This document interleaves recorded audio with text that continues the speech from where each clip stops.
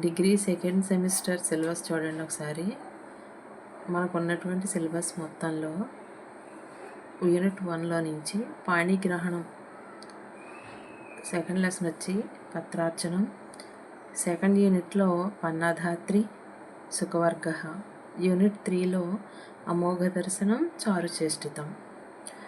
Unit 1లో ఏం చదువుకోవాలంటే పాణిగ్రహణంలో నుంచి సందర్భవాక్యాలు, శ్లోకాలు, వ్యాసరూప ప్రశ్న చదువుకోవాలి. చాయిస్ లెసన్ కానీ మీకు నచ్చిన లెసన్లో నుంచి కానీ పత్రార్చనలో సందర్భవాక్యాలు, శ్లోకాలు, వ్యాసరూప ప్రశ్న చదవాలి. యూనిట్ 2లో నుంచి పన్నాధాత్రి వ్యాసరూప ప్రశ్న చదవాల్సి ఉంటుంది. సుఖవర్గ మీ చాయిస్, మీకు నచ్చిన విధంగా చదువుకోవచ్చు. ఇందులో నుంచి సందర్భవాక్యాలు చదవక్కర్లేదు. యూనిట్ 3లో అమోఘ దర్శనంలో నుంచి వ్యాసరూప ప్రశ్న చదవాలి, సందర్భవాక్యాలు కూడా చదవాలి. చారుచేష్టితం చాయిస్, మీకు నచ్చింది చదువుకోండి 2 లెసన్లో నుంచి.